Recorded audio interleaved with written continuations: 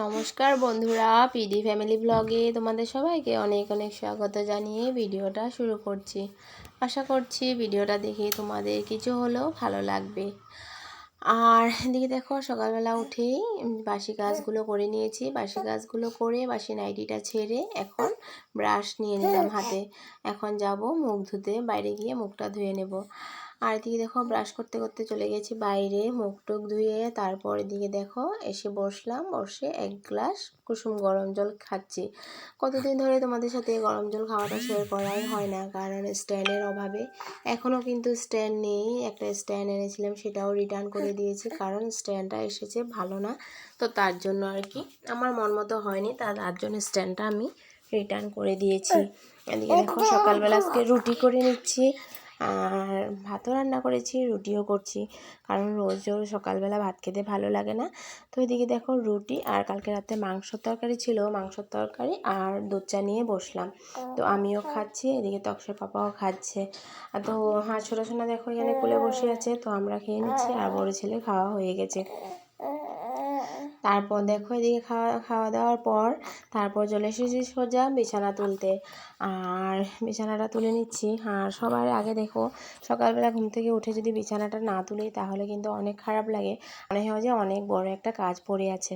তো আমি যত তাড়াতাড়ি সম্ভব সকালবেলার বাসি বিছানাটা তোলার চেষ্টা করি আর কি। তো সেটাই বাসি বিছানাটা তুলে নিচ্ছি। আর কালকে কিন্তু আমি সব ধোয়া পাকলা করেছি, বিছানার চাদর টাদর ধরে, তোমরা তো দেখতেই পেয়েছো, পুরো সব কিছু পর্দা টর্দা সব কিছুই যতটুকু সম্ভব ধুয়ে নিয়েছি। আর এসব যদি ধোয়ার ছোঁয়া ধোবো, তো সেটা মনে করলে কিন্তু পুরা ঘরটাই ধুতে হয়, কিন্তু এক জিনিসের লগে তো আরেক জিনিস লেগেই থাকে, কিন্তু সেটা তো আর সম্ভব না। তো যতটুকু সম্ভব আমি ধুয়ে নিই আর কি। আর ছোটো বাচ্চা নিয়ে এতটুকু পারি না আর কি, তো যতটুকু পারি ততটুকু করে নিই। তারপর দিকে দেখো বিছানাটা তুলে নিচ্ছি।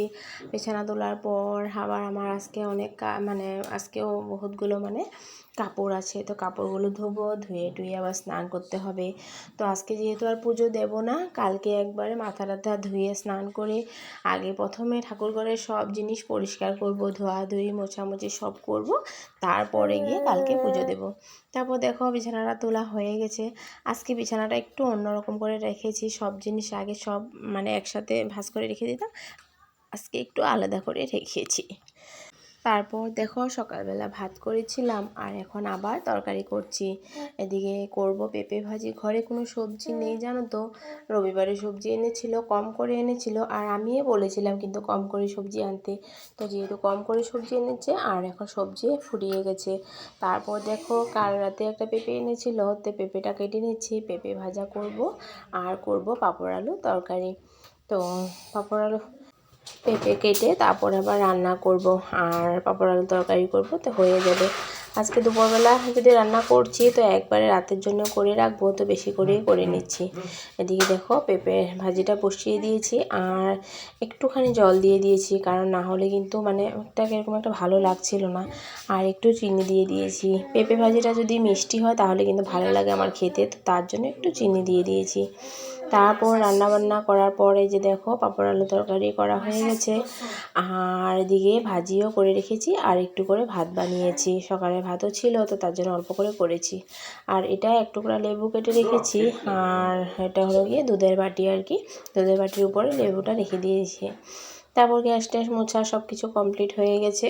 আর এদিকে দেখো চাউলের ড্রামটা একটু মুছতে আসলাম, কারণ অনেক দিন হয়েছে চাউলের ড্রামের উপরটা মোছা হয় না। আর যতই পরিষ্কার রাখার চেষ্টা করো না কেন, সব কিছুতে কিন্তু ধুলো ময়লা বসেই থাকে, ধুলো ময়লা পড়ে যায় আর কি। তারপর এই দেখলাম যে চাউল যখন নিচ্ছিলাম তখন দেখেছিলাম যে ড্রামটা খুবই নোংরা হয়ে আছে।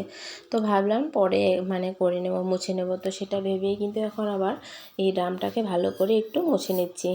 আর ড্রামটার উপর যে পাপোশটা দেখছো, এটা কিন্তু আমি অনেক দিন আগে বানিয়েছি, কিন্তু এই পাপোশটাতে এখনও পা মোছা আর হয়নি। এটা এইভাবে ড্রামের উপরে আমি রেখে দিই, আর দেখতেও বেশ ভালো লাগে, তো তার জন্য।